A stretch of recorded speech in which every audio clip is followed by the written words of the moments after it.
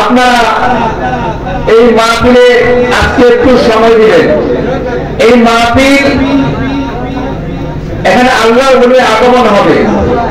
এই আল্লাহর ওলির সান্নিধ্যে আপনারা কিছু সময় দেবেন।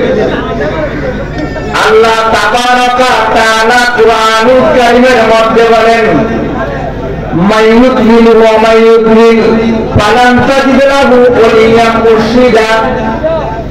কোন ব্যক্তি যদি হেদায়েত হওয়ার জন্য চিন্তা ভাবনা করে, আল্লাহ তাবারাকা তাআলা তাকে কোন আল্লাহর সুহবত দেন। উচ্চাবাদে বলি সুবহানাল্লাহ, আরো আল্লাহু আকবার।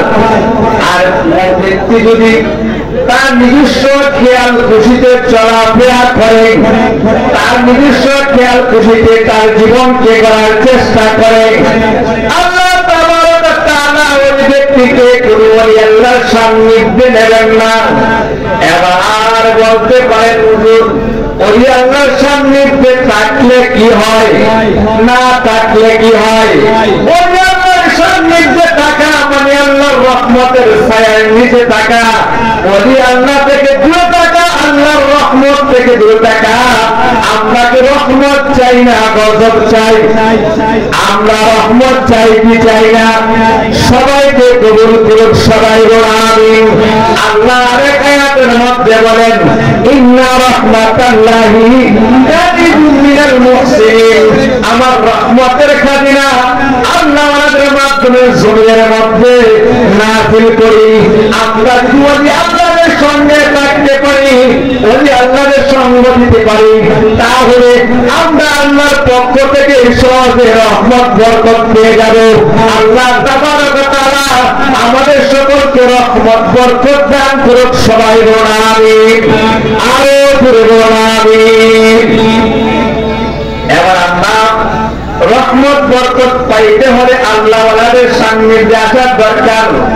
আজকে আল্লাহর ওলি আপনাদের সামনে আসবেন, আপনাদেরকে কোরআন সুন্নাহ থেকে নসিহত করবেন যে এই কথাগুলো শুনে আপনার আমার জীবন পরিবর্তন হয়ে যেতে পারে।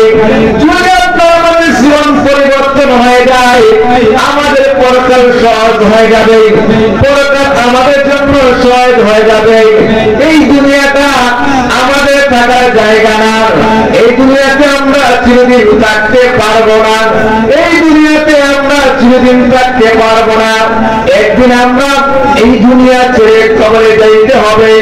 কবরে যাওয়ার আগে কবরের পুঁজি যদি আমরা না নিয়ে যাইতে পারি, তাহলে আমরা কবরের অবস্থা ভালো হবে না মন্দ হবে?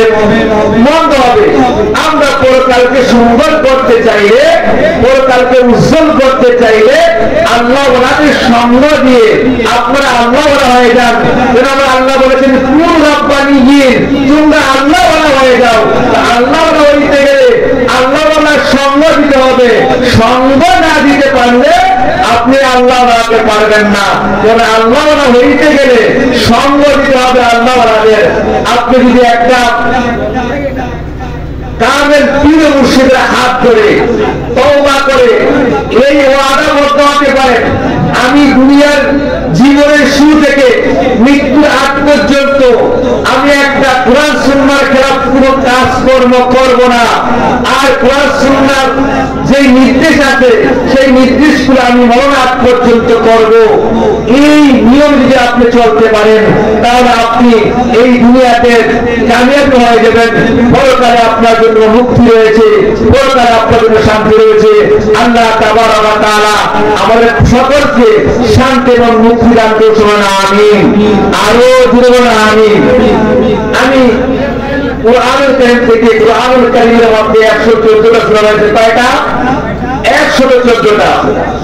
114টা সূরা থেকে ছোট একটা সূরা আছে সূরাতুল ইখলাস। সূরাতুল ইখলাস আমি আপনাদের সম্মুখে সূরা ইখলাস তেলাওয়াত করেছি, যেহেতু দরবারের অন্যতম খলিফা আমাদের মুহাব্বতের প্রাণের হযরত মাওলানা আবু বকর সিদ্দিক হুজুর সাহেব আমাকে অনুমতি দিয়েছেন কিছু সময় কথা বলার জন্য। ওরা আসতেছেন, একটু আরাম করতেছেন, আসছেন জার্নি করে। তো এই জন্য আপনাদের নিয়ে একটু একটা কথাবার্তা বলা। তো আমি আমি যে সূরাটা নাজিল সূরার নাম কি? সূরাতুল ইখলাস। এই সূরাটা ছোট, এই সূরাটা কি ছোট, এটার ফজিলত, এটার মর্যাদা অনেক বড়।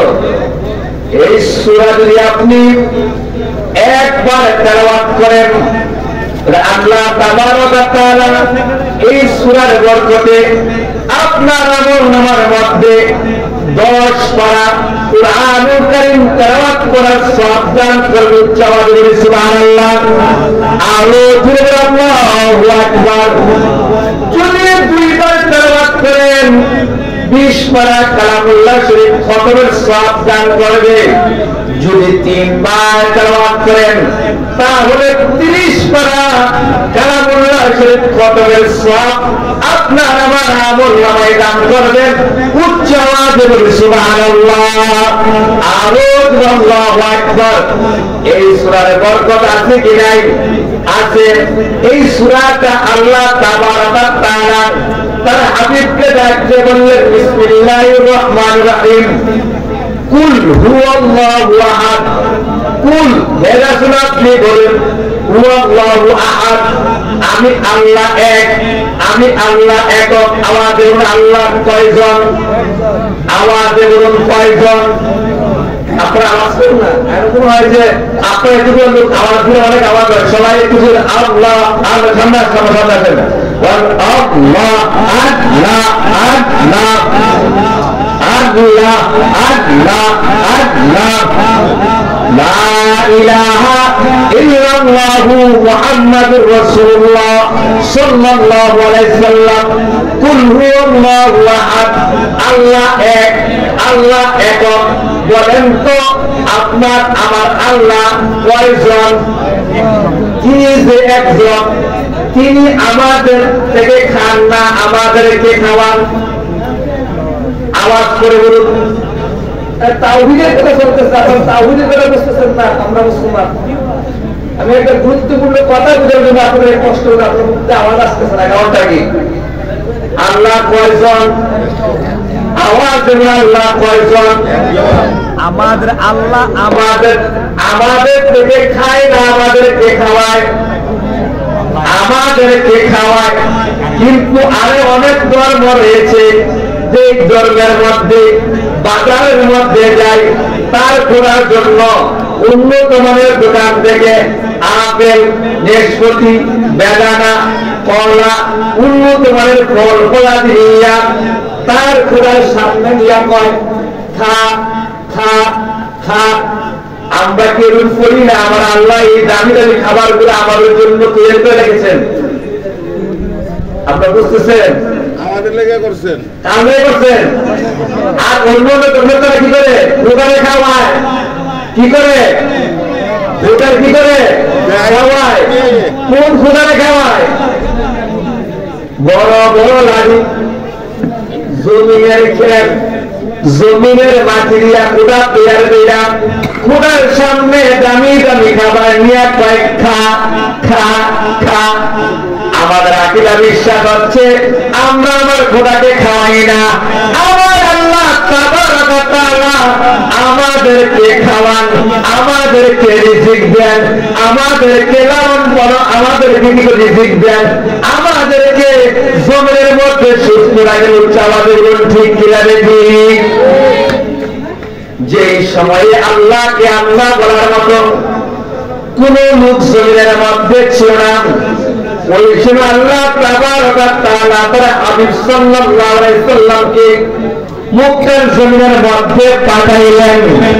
পাঠানোর পরে আমার নবীকে আদেশ করলেন কালিমা দাওয়াত দেওয়ার জন্য। কয় খোদার কালিমা? এক খোদার। আওয়াজ দিলেন কয় খোদার? এই যে কুল হুয়াল্লাহু আহাদ, আল্লাহ এক। এই আল্লাহর পরিচয় মানুষের কাছে তুলে করার জন্য আল্লাহ তাবারক ওয়া তাআলা কি করলেন? তার হাবিবকে নির্দেশ দিলেন। আল্লাহর নির্দেশ মোতাবেক তার হাবিব সাল্লাল্লাহু আলাইহি সাল্লাম তায়েফের জমিনের মধ্যে গেলেন। তায়েফের জমিনের মধ্যে গিয়ে বলতেছেন, ও তায়েফবাসীরা, ও তায়েফের জনগণেরা, তোমরা 360 খোদার ইবাদত করে ছেড়ে দাও।